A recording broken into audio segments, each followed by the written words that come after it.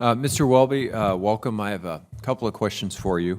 And first, I wanted to get your thoughts on the direction of directed energy in the coming years. I started my career in directed energy at Air Force Research Labs, then Phillips Labs, 20, couple of decades ago, let's say. But a lot has changed, and in some very positive ways in recent years.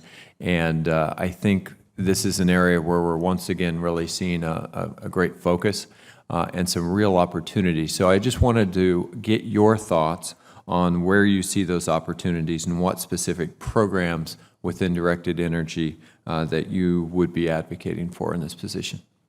Senator, I have also had a long engagement and very effective engagement with the folks out at Kirtland on direct energy, of course. And it's always been one of these technologies that's just another 10 years away, but I think it's here. I think we now are realizing the opportunities of those years of investment in this capability. I point to the Navy's deployment on the Ponce of a directed energy system as a prototype for close-in defense. The Navy's been talking about that demonstration publicly. I think it's an example of the near-term viability of directed energy as a real game changer for future military operations. I am very excited about the ability of solid-state lasers today to scale in interesting ways. The ability for fiber laser technology to really now begin to see its fruition, and quite frankly, also the competing technology of solid-state bar lasers and what's happening in those areas. I think that we're only limited by imagination and how we might apply these technologies. I think many of the power challenges, diode brightness challenges are now being resolved.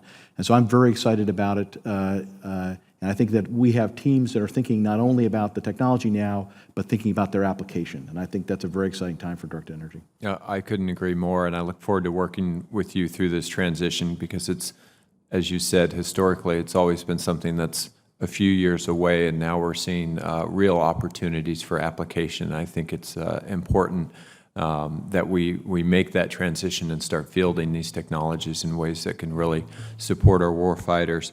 The MILCON process has done, I think, an incredible job of making sure that we adequately modernize our bases around the country.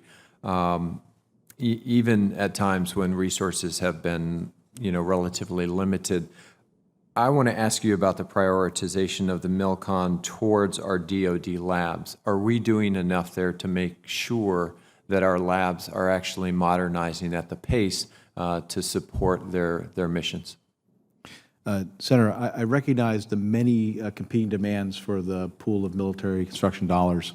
And often, of course, operational requirements challenge the long-term investment in our research facilities.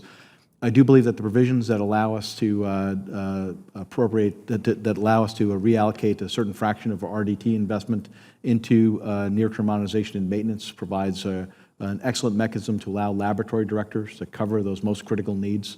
But I expect that as we start to think about the future of our laboratories, we'll be identifying opportunities where we will see challenges in terms of our facilities and the need to think about new capabilities, new test facilities, new experimental facilities. And we need to be thinking about how we balance that in the overall request. Thank you very much. I'll yield back, Chairman.